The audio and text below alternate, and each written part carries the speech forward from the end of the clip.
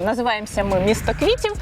Я думаю, что все увидят много подтверждения нашему названию. На этом пятачке мы были. Ну, там в районе километра, допустим. Да. В 2017 году сколько здесь стоил квадратный метр? И потом обливалась слезами, почему осталось так мало квартир. 3500 квартир, однокомнатных уже нет. Жильцы считают, что средства, расходуемые на управление жилым комплексом, неправильно расходуются. Этот вопрос не отличает «Місто квітів» от любого другого. Скажи мне, пожалуйста, я смотрю, что машин довольно-таки мало. Это ты сделала? В мелочах вижу, что люди продумывали, конструктора ваши эти вещи. Друзья, всем привет! Вы на канале «Недвижимость без цензуры». С вами Писаренко Константин, основатель компании The Capital, и я знаю о недвижимости не понаслышке. И сегодня мы проведем съемку в ЖК «Місто квітів», и поможет мне в этом Леся. Это заместитель директора по коммерческим вопросам компании «Обрий». Ну что, ты Привет. готова? Да, я готова.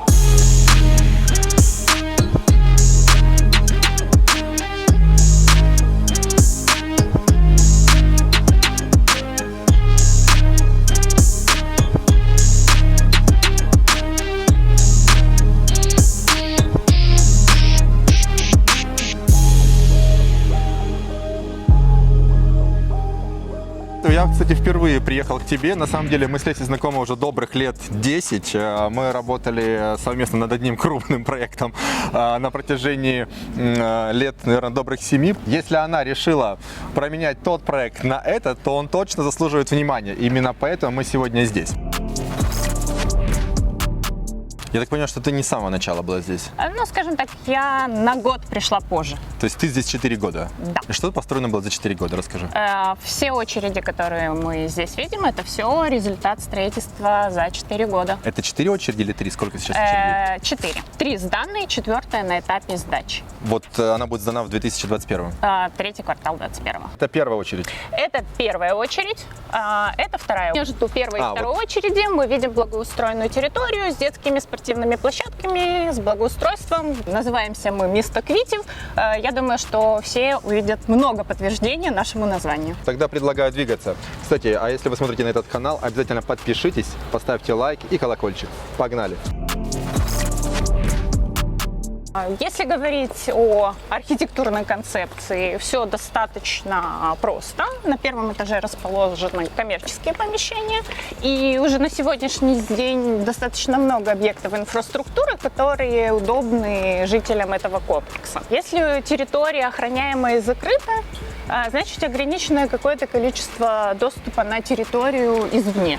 Ну, то есть она реально охраняемая и реально закрытая. Одни говорят, что здесь должно быть так охраняемо, чтобы был ров вокруг и еще и пушки, и пулеметчики. И еще желательно пулеметчики, да. А другие скажут, нет, это нормально, потому что инфраструктура должна работать, к ней должен быть доступ не только у жителей, а жителей, в принципе, здесь достаточно много, потому что, если посмотреть все 4 очереди, это порядка 3500 квартир.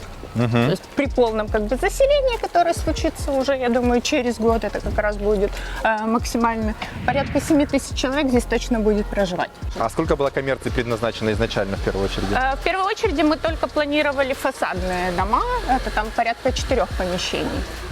Но, опять-таки, мы сейчас говорим про коммерцию, которая расположена на первых этажах, но на территории комплекса находится еще торговый центр.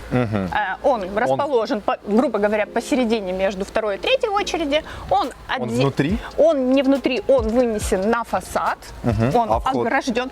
Вход есть отдельно с комплекса и есть отдельно непосредственно с улицы Сальского. Если у меня здесь квартира. Да. Есть ли у тебя здесь квартира? Вот. Хороший вопрос. Мой супруг покупал своей маме здесь квартиру. Да. Вот в первом подъезде, прям не буду говорить, какой этаж. Мы покупали эту квартиру на момент, когда я еще к компании «Обрий» не имела никакого отношения. А как? Ну, почему? Почему? Я компанию «Обрий» знала. Нам подходила эта локация, поскольку для мамы, собственно говоря, мы понимали, здесь будет очень комфортно в окружении большого количества парка. Совершенно недалеко находится очень чудный Сырецкий дендропарк, о котором, может быть, многие многие не знают. Здесь очень активно развивается в целом эта локация, и мы вот уже по соседству видим в том числе проект «Советский парк». Они моложе? Они чуть-чуть моложе, да. Они моложе, наверное, где-то на год-полтора. Еще дальше, и не очень далеко, активно достраивается Варшавский со всеми своими пусковыми комплексами, Діброва парк, Липинка, которая, ну, собственно говоря, наверное, была одной из как бы первой. То есть здесь в целом район развивается очень активно. Мистер Кьюти была первым на этом пятачке или кто-то был? На этом пятачке мы были первыми. Ну, там в районе километра, допустим. Да. То есть вы были первые? Да, здесь было, считайте, поле и как бы... То есть это поле? Да. Скажи мне тогда, вот я думаю, что людей будет интересовать, в 2017 году сколько здесь стоил квадратный метр, вот когда сдавалась, допустим, в первую очередь? Это вообще, я думаю, это самое чудесное. На самом-то деле, когда начинали продавать, 2016 год, средняя цена была порядка 13 тысяч гривен за квадратный метр. То есть $500. Я, честно говоря, не помню курс на тот момент. Ну, примерно было около 25-26, он где-то как раз и был. Да. На сегодняшний день это последняя цена средняя, это где-то порядка 32 тысяч гривен за квадратный метр. Ну, то есть подорожание больше, чем X2 за эти неполных 4 года, да, я так правильно понимаю?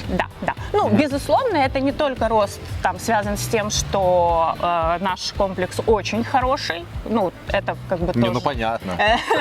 Нет, безусловно, это в том числе и рынок, изменения, которые происходят, но, тем не менее, инвестиционная привлекательность очень большая, поэтому большое количество сделок, а я считаю, это достаточно большое, порядка под 40%, 45%, это приобретались именно с инвестиционной точки зрения.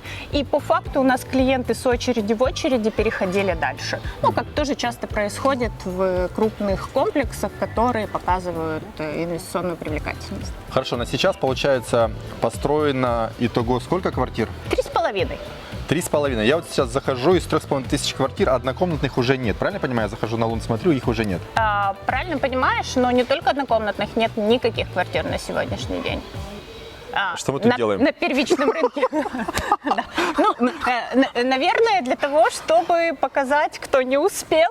Кстати, друзья, нам часто закидывают о том, что мы снимаем рекламу жилых комплексов, коттеджных городков. Так смотрите, все распродано. Жилой комплекс в рекламе не нуждается. Но на самом деле у вас есть возможность зато снять, купить на вторичке, чтобы вы понимали вообще, куда вы попадаете, что вы сможете за эти деньги здесь поиметь. Не какое-то слово, как это правильно сказать. То за эти деньги вы сможете здесь получить.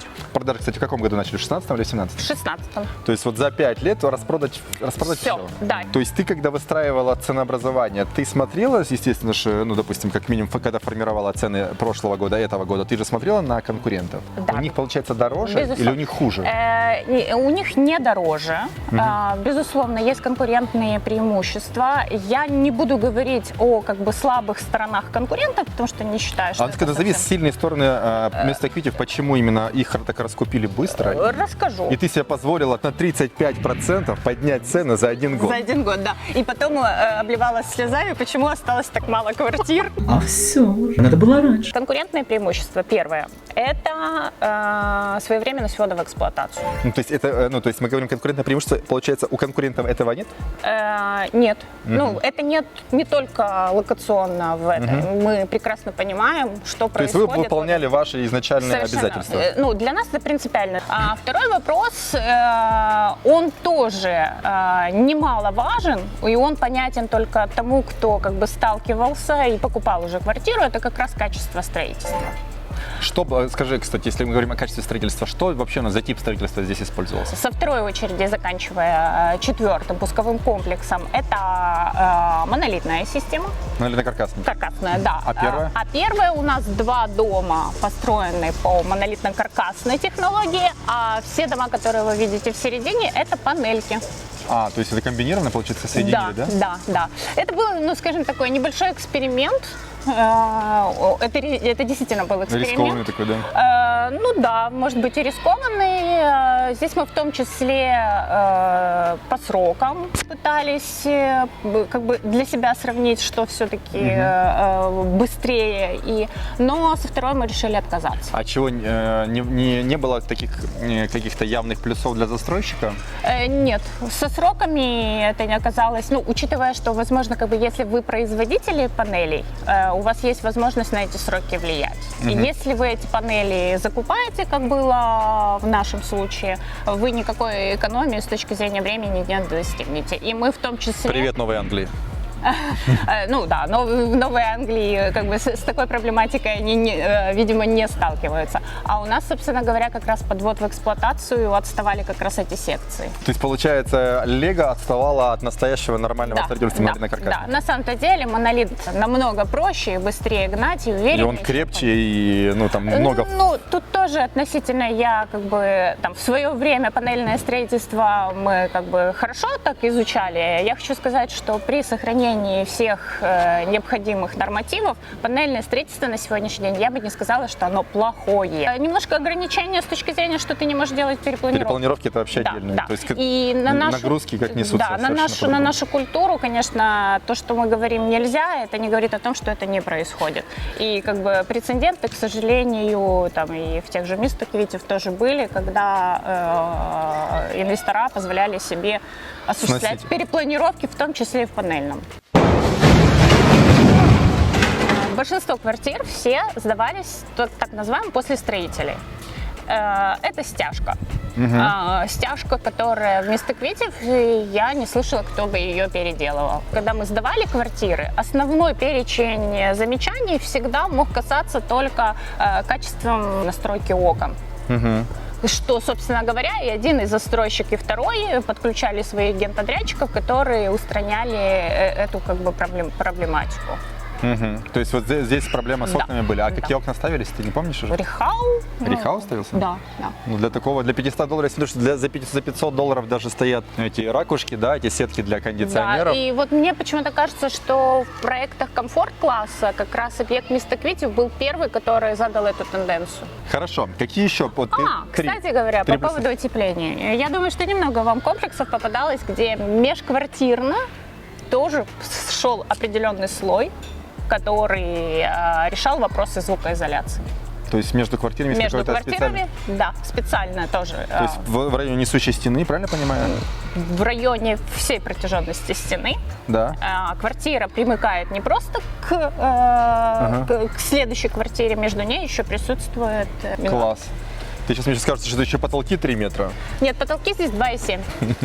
Следующим конкурентным преимуществом является справедливая цена. У конкурентов она несправедливая.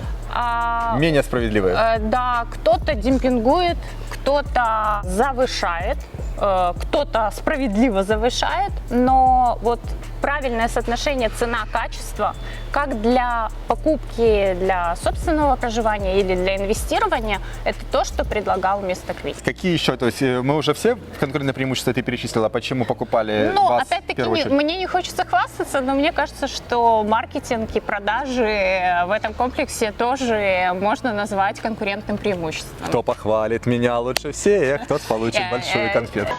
Эх ты моя золотая! Нет, на самом деле не меня, а нашу большую команду, которая непосредственно этими вопросами занималась. Но на протяжении активной стадии продвижения у нас были очень интересные креативные рекламные кампании, которые мы запускали. И я думаю, что потребителю было не скучно, когда ми представляли місто квітів. Ласкаво просимо до паркового кварталу «Місто квітів». Повсюди панує атмосфера природної гармонії і спокою, які поєднуються з насиченою інфраструктурою комплексу. Я не вижу, чтобы ты назвала здесь конкурентные преимущества, такие как, допустим, расстояние между домами. А здесь оно реально большое. Здесь больше 100 метров. Правильно я понимаю, между домами сейчас? Здесь порядка, я думаю, 70 метров. Не, здесь больше, чем 70. Да? Здесь, мне кажется, просто если их даже сложить, мне кажется, они друг до друга не достанут. Ну, я надеюсь, что мы не будем это делать и таким образом мерить. Действительно, вопрос расстояния. Но это конкурентное преимущество? То есть, что дома не давят друг на друга? Я бы не сказала, что это конкурент. У конкурентов так же самое есть? Такие же расстояния? Опять-таки, если посмотреть у конкурентов, специфика еще архитектурного подхода. Учитывая, что здесь выбрано такое линейное расположение, здесь, безусловно, очень важно, какое расстояние между домов. Ближайшие, там, средские сады, у них немножко другая архитектура. У них дома квадратные, они не представлены длинные, и там вопрос расстояния вообще не стоит, я думаю, поскольку там это происходит так обтекаемо, ну, собственно говоря, как высотки, которые стоят в новопечерских липках, наших любимых, где как раз ты добиваешься и максимального обзора с одной стороны, и нету ощущения окон в окон. Здесь тоже этого ощущения нет, потому что действительно выбрано достаточно... Но здесь тяжело увидеть, в каких трусах сосед у тебя в доме напротив. Вот, допустим, в Файна-таун, в французском квартале очень Это легко, возможно. удобно. У нас есть тут с жителями некие вопросы, связанные с тем, что генплан в процессе строительства у нас видоизменялся. Чего не построили?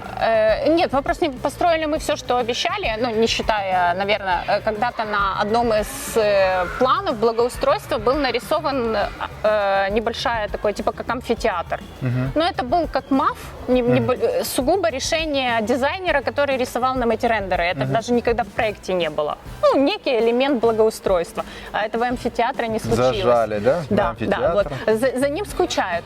Детский садик, который, ну, такое как бы из серьезных изменений, которые произошли, на которые постоянно нам там некоторые жители, это... Вспоминают. Да, ранее детский садик был отдельно стоящим зданием. Сейчас он встроен в дом? Он сейчас встроен в дом. Но я, например, не считаю, что это какая-то огромнейшая беда, поскольку детский садик, который озвучен, он действительно построен. Поменялись нормативы, которые позволили построить его внутри. Сколько? Сколько человек? На 120 человек. То есть это ну, такой приличный и полноценный детский садик? Друзья, но вы же тоже как-то имейте совесть. Кроме этого, если тоже посмотреть, на территории уже, я так понимаю, порядка 3. Он частный, кстати? Да, его выкупили. И еще 3 частных? И еще 3 небольших частных, которые расположены. А сколько вот в основном стоимость? Какая стоимость?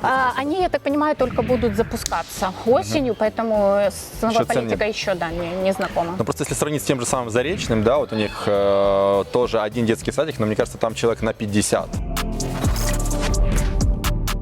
А жителей вообще, ну, то есть жителям хватает, допустим, вот сейчас вот ты ж, я думаю, просматриваешь местные чаты. Да. Жители вот такое использование территории им ок, или они хотят чего-нибудь? Очень часто всегда существуют 2 и очень часто противоположные точки зрения.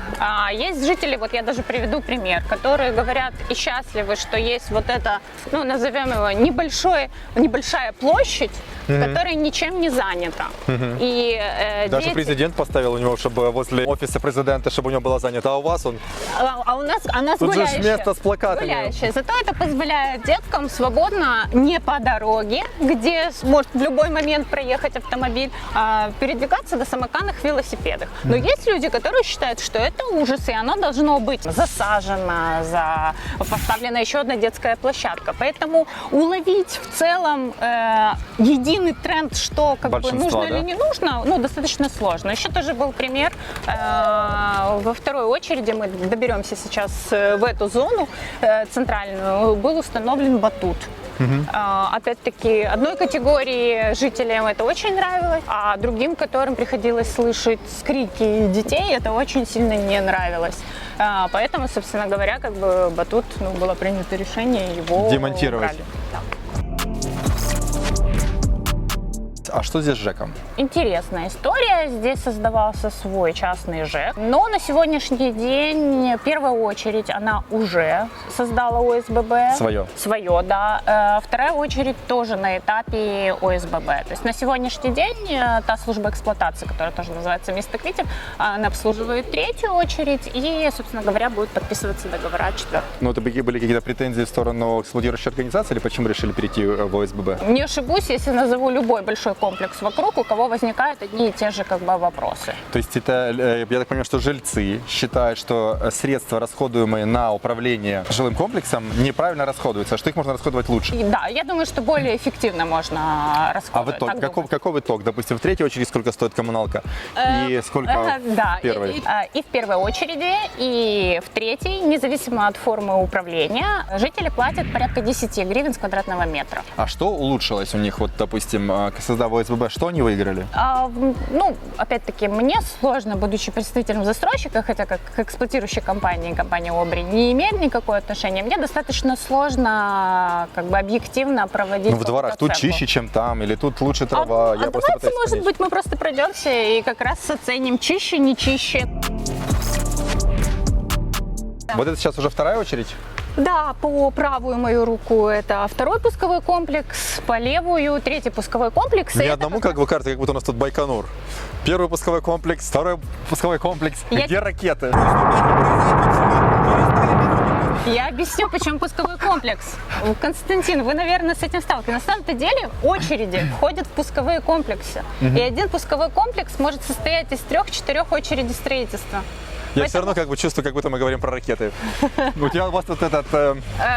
Вполне возможно, почему не ракета? Когда-то она взлетает, ну, в смысле, отправляется. По цене, пока по цене, да, в 3 раза почти. Да. Скажи, пожалуйста, вот сейчас это обслуживает какая организация? Это обслуживает эксплуатирующая компания «Мисто Квитев». То есть вот это место Квитев. И то «Мисто Квитев», это «Мисто Квитев». А там местное ОСББ. Ну да, место ОСББ, да. То есть я просто смотрю, что здесь, как бы, ну, как по мне, более ухожено. Кость, я в думаю, чем основная претензия? Нет, тогда? Кость, я думаю, что, опять-таки, не совсем как бы Ты что-то не корректно договариваешь? говорить. Нет, я не совершенный как бы... Ну можно реально здесь сравнить? явно, если сравнить эту и ту территорию, посмотрите, вы сейчас на кадре, я вам специально показываю, 2 территории. Сравните, какая более ухоженная. Здесь даже при учете, что здесь молодые деревья, как-то территория выглядит намного Ну, ухоженнее. тут тоже нужно отметить, здесь совершенно другое Жители, решение. напишите, а что конкретно вам не нравилось в ЖЭКе «Мисто Квитев». Кстати, а как у вас с распитием спиртных напитков вот на территории? В обязанности охранной компании, которая патрулирует территорию, в том числе и входит контроль за подобным правилам. А где они? Я их не видел. Они прячутся? Нет, у них есть определенный график, по которому они проходят. Ну, я думаю, что акцент все-таки на темное время суток, когда, собственно говоря... В 10 гривен входит и охрана. 10 гривен это без охраны. То есть 10 гривен не Да, входит охрана? 125 гривен стоит с квартиры охрана, и порядка 300 гривен стоит консьерж. Когда мы зайдем в подъезд, отдельно. да, в подъезде еще увидим Если это не входит. консьерж. Да. Ну, на территории достаточно большое количество супермаркетов, каких-то пабчиков, поэтому, конечно же, мест, где приобрести алкогольные напитки и выйти, и не успеть дойти до своей квартиры, Масса, безусловно, да, это присутствует. Ну, опять Но охрана каким-то образом... делает замечание. Делает замечание, да? Да, делает замечание. Этот вопрос не отличает «Мисто Квитев» от любого другого жилого Ну, по комплекса. закону, что нельзя пить, потому что это общественное место, распитие спиртных напитков в общественном месте Безусловно. запрещено. Я вижу, что довольно-таки хороший двор, большая территория, но вот пока мне вот красоты мне не хватает. Вот если А честно чем брать. эту красоту можно было бы еще создать? Ну, может, вот эта вот полосатость, знаешь, она То есть чрезмерно... ты относительно фасадности, да? Да, фасадности, потому что я смотрю, стоят хорошие окна, серые стеклопакеты. Ну, не то, что некрасиво, но скучное просто. Вот именно по внешнее решение какое-то скучноватое. Я думаю, что... У опять-таки, меня язык не поворачивается назвать его некрасивым. А давай спросим у твоих подписчиков. А как вы считаете, как вам фасадное оформление? Насколько его хватает, либо что бы вы хотели изменить? Напишите, пожалуйста, в комментариях. Мне интересно ваше Или мнение. добавить, да. Потому Или что- добавить. Да, добавить, чтобы это стало не столь скучно. Да. Кстати, скажи мне, пожалуйста, я смотрю, что машин довольно-таки мало. Это ты сделала? Я знаю, что ты не любишь машины на территории. Ну, давайте начнем с того, что мы сейчас снимаем в дневное время. Большая половина жителей «Мисто Квитев» сейчас на своих машинах уехали на свои рабочие места. То есть не всегда так просторно. Да, в комплексе очень много машин. Это проблема, которая, безусловно, присуща в том числе и «Мисто Квитев». Мы проходили и еще увидим, мы заканчиваем строительство наземного паркинга. Генпланом предусмотрено, мы его, собственно говоря, как раз перед этой территорией, в том числе и подземный паркинг. Подземный паркинг мы пока не начали строить и не начнем строить до момента, когда мы не прочувствуем платежеспособный спрос. Что вот это за штуки строятся? Вот, занавесы. Это мойка. О, я только хотел спросить, кстати, если будет у вас этот паркинг, мойка будет тоже, да? Будет, да. Штук на 5, на 6, да? На 6, по-моему, мойка, да. Вопрос очень больной для большого всех. количества жителей. Мойки относятся, очень большая часть, конечно, скептически. Хотя очень Скептически многие... это отрицательно или как это скептически? Как всегда, есть кто-то нейтральный, кто-то очень негативно. Друзья, я вам скажу так, вот в новопечерских клипах нет мойки 11 лет, как как бы, и это реально сложность. Помыть машину нужно постоянно думать, куда ехать. Поэтому мойка в близости, в доступности, это реально круто и это удобно. Особенно меня поймут автомобилисты, те, кто любят ездить все-таки на чистых машинах. Как раз вот в Желез проезжал, нам всегда важно услышать мнение жильцов. Пару слов вот хотелось бы от вас услышать. Вы уже живете здесь сколько? 2 года. 2 года Да. уже. Расскажите, это вы живете во второй очереди? Да, мы купили 2 года назад во второй очереди одну квартиру, сейчас купили вторую вот в 4-м доме тоже. Хотели, расшириться, переезжать. В общем, комплекс реально очень понравился. Расскажите, что больше всего понравилось, что больше всего не понравилось? Мне вот интересно Понравились всегда. планировки, цены были очень хорошие. Мы зашли тогда еще на этапе строительства. В принципе, застройщик был надежный, тогда, не считая вот это вот, что он потом построил, конечно, удивил нас очень сильно. Но, в принципе, заезжали в город цветов, а оказалось потом, город моек. Для вас мойка внутри это больше минус, чем плюс. Считаю, что это очень большой минус. И считаю, что это очень сильно ударит по репутации застройщика. Бассейн постройте, здесь у вас будет столько клиентов. Вот возьмите пример, вот есть Файнатаун, да, вот вы же знаете. Есть, вчера вышел. да, вот есть Файнатаун, смотрите, они построили бассейн. Вот, все довольны, все рады. Здесь люди, в принципе, тоже, я думаю, были бы не против. То есть, если бы был бассейн вместо мойки, то есть Конечно, это был бы, решился. конечно. Достройте паркинги еще, например. Вот можно было построить, например, еще вот такие вот места. В принципе, комплекс очень хороший. Здесь много очень деревьев, очень много там зеленых каких-то зон, можно так даже сказать. И этим и взял. А чего не хватает именно в инфраструктуре сейчас? Вот чего, что лично мы уже услышали, а чего не хватает? Чего бы хотели еще добавить в инфраструктуре? Чего тебе не хватает в жизни вообще? Я не видел спортзала, допустим. Очень сильно Да, кстати, это да. Вот видите, вы сами знаете, чего не Так хватает. вот, я даже. думаю, просто вы как бы очень сильно. не говорите. Это Вот. просто Вот, мы смотрите, всё вот ждём, построить ждём. здесь спортзал, например, на место мойки, вот это будет рентабельный бизнес. 24/7. И, кстати, здесь можно Да. построить не только спортзал, такой. У нас есть вариант спортзала, Спортзал с застройщик, можем сказать. У нас есть вариант еще одной парковки. И у нас был вариант какой еще? Бассейна. И бассейн. То есть, кстати, бассейн может быть со спортзалом. спортзалом Да, можно как- совместить и будет, Поэтому у нас для застройщика есть как минимум 3 альтернативы постройки мойки. То есть, соответственно, можно прислушаться и сделать какой-то шаг навстречу клиентам, которые, тем более, я думаю, будут идти дальше в проекты. Поэтому мнение вы услышали, я думаю, что будут какие-то меры предприняты.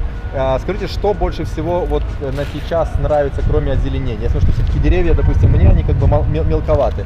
Что еще кроме Но они озеленения? растут, они же вырастут еще со временем, Конечно. поэтому это Нам, в принципе, все нравилось. инфраструктура Здесь закрытая хорошая, да. территория, Коммерции здесь хватает тоже. Все есть на месте, что тебе нужно. Испортили мнение Очень о вас одной мойкой. Да. Я думаю, что нужно как-то этот вопрос урегулировать с жильцами, тем более, что все остальное, в большинстве своем, вашим жильцам нравится. Я, кстати, не вижу здесь спортзалов. Где они? И где ты их спрячешь? Есть спортзалы, и их несколько. Назовем это не спортзалами, а Студии. фитнес-клубы, студия, да. И в первой очереди есть небольшая фитнес-студия йога, и во второй очереди. А чего не строите что-нибудь побольше, так чтобы можно было поставить железо, потягать? Тут нужно понимать, что любая фитнес-индустрия – это в том числе бизнес. Застройщик не МЖК Оболонь, не Обри этим бизнесом не занимаются. Какой-нибудь Спортлайф, допустим, там Спортлэнд, что там есть Для еще? Спортлайфа неинтересная была локация. 8 тысяч жителей? Да, торговый центр, который на первом этаже представлен форой, а второй этаж, там как раз сдаются помещения. Я думаю, что для фитнес-индустрии было бы неплохой именно этот второй этаж. Вполне возможно, что там появится арендатор, который именно эту функцию на больших... То есть есть возможность там что-нибудь еще сделать? Да. Нужно посмотреть все-таки квартиру и как выглядят парадные, потому что эти вопросы нам точно зададут. Мы зайдем непосредственно в эту парадную. Я сразу скажу, что они у нас отличаются по цвету. Это какая очередь? Это вторая очередь. Там лучше? Опять-таки, там лучше? это дело вкуса. Вообще, то есть кроме цветов? Нет, кроме цветов они ничем не отличаются. Мрамор? Гранит? Плитка. В оформлении те элементы, которые используются, они везде одинаковые. Мы игрались только цветами. Получается, здесь у нас идет гранит, отделка камнем только вот на входе. Это один из наших подъездов. Да.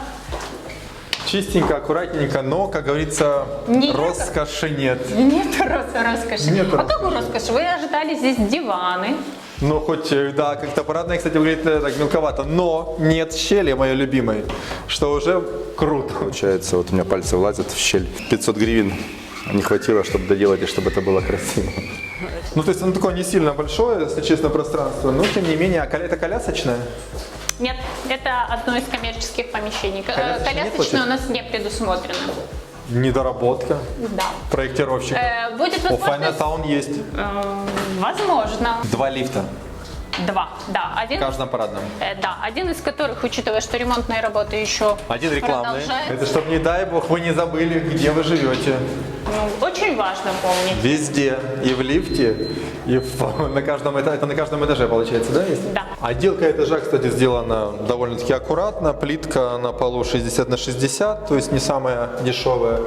Стены просто защищены декоративной штукатуркой, да? Ну, то есть ничего такого грандиозного, все аккуратненько, ничего лишнего. Я хочу тебе сказать, не намного лучше парадные выглядят и в французском квартале 2, Я который не вдвое удивлена. дороже. Я не удивлена. Вот это двери застройщика. То есть вот это шло в базе. Да. Ага. Ну, хорошая широкая дверь, невысокая, я смотрю, где-то 2,05 где-то, да? Ну, нормальная дверь. То есть все аккуратненько. Мне не нравится освещение парадное, вот этого, чего реально не нравится, оно какое-то темное, в смысле вот самой зоны. Ну, возможно, да, на большую территорию. Фонарей как бы можно было, конечно, и добавить, вот чего не хватает. А так, в принципе, ок. Что это у нас? Это у нас квартира после застройщиков. После Вот застройщика. сразу. То есть мы сейчас покажем то, что вы получите, купив квартиру. Раньше вы могли это получить, купив квартиру. На сегодняшний Кто-то смог получить такую квартиру. Посмотрим, что же все-таки сдавал. застройщик. Какой вижу плюс, что все стены отштукатурены. То есть вот это плюс для комфорт-сегмента, что вам не нужно будет запариваться, вам нужно только нанести финишную шпаклевку и, соответственно, либо поклеить обои, либо покрасить. Здесь при ремонте у вас уйдет минимум денег на отделку. Застройщик, кстати, когда заливал полы, я смотрю, что полы залиты, финишная заливка сделана довольно-таки классно, да, и получается, вы можете, разве что нивелиром чуть-чуть пролить, для того, чтобы постелить там линолеум, ламинат. На ламинат вообще, думаю, можно даже положить прямо на этот пол. То есть, положили себе подложку и сразу стелите ламинат или паркетную доску. То есть в этом плане, конечно, круто. Даже сделано все прорези сделаны. Так называемые технологические, чтобы когда стяжка может трещать, чтобы у нее было куда трещать. То есть в этом плане, конечно, молодцы. Я смотрю, что даже разводка, да, сделана частично. Это, по всей видимости, здесь кухня идет, я не помню, честно, планировочное решение, это может быть под плиту. Кстати, а вот в теории вот эти балконы можно было выбрасывать? Можно, да. То есть, по большому счету, это можно было все снести? Да, да. И у вас получается гораздо светлее комната и шире. Это безопасность, аля. Безопасность, да. Но как бы проводили эксперименты, специально кувалдой разбивали стекла, чтобы убедиться в том, что все хорошо и никакой проблематики не будет. Ну да, по большому счету все современные ЖК, они стеклятся в пол, и, соответственно, это является уже нормой. Если вы, кстати, есть маленький лайфхак, могу поделиться. Если вы прямо переживаете, что дети могут чем-то разбить и упасть туда, есть бронированная пленка.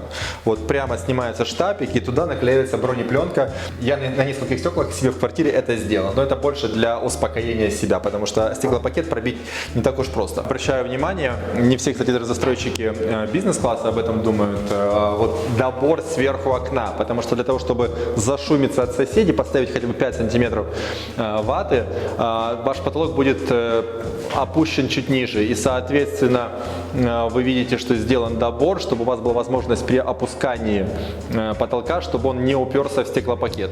Вот даже в мелочах вижу, что люди продумывали, конструктора ваши, эти вещи, что не может не радовать. А, кстати, батареи такие маленькие, они реально справляются? Да, ну, во-первых, нужно понимать, что происходит расчет, который необходимо. Здесь ставится ровно то оборудование, которое необходимо на данную площадь. Поэтому тут не может быть, что не справились с этим. Короче, при объединении вам в любом случае придется поставить что-нибудь помощнее. Помощнее или все-таки делать теплый пол на балконе? Пока, по крайней мере, да, в зоне балкона. А я смотрю, что здесь сделана даже гидроизоляция в санузле и в ванной, сделана гидроизоляция. Да.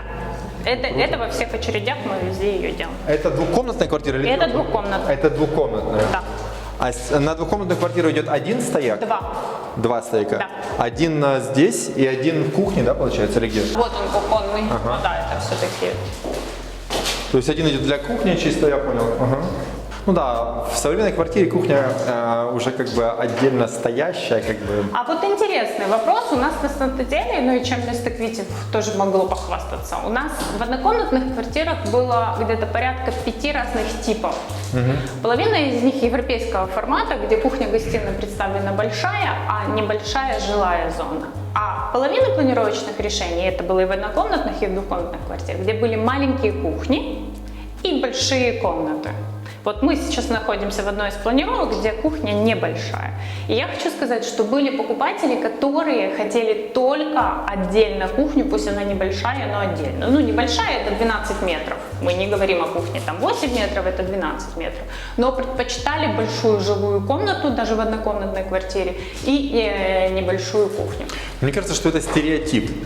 Мне кажется, что стереотип закрывать женщину на кухне, и когда все-таки ты делаешь кухню-студию, где у тебя кухня объединяется с гостиной, у тебя возможность есть хотя бы общаться, вести диалог со своим любимым человеком. Раз ты себе уже жену выбрал, значит, ты как минимум хочешь ее видеть. Кстати, друзья, как думаете вы? Напишите в комментарии, как лучше, кухня-студия или все-таки раздельные помещения? Мне очень интересно. Это было бы очень интересно. И мне, и застройщику. Да.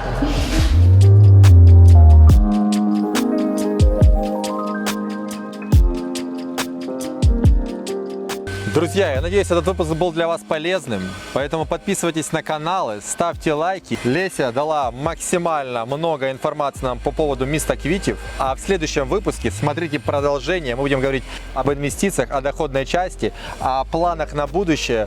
В общем, до скорых встреч. Посижу с ней. Посиди. У меня телефона нет, но я тоже так. Кстати, неплохая такая поза, можно себе позволить. Главное, не на колени.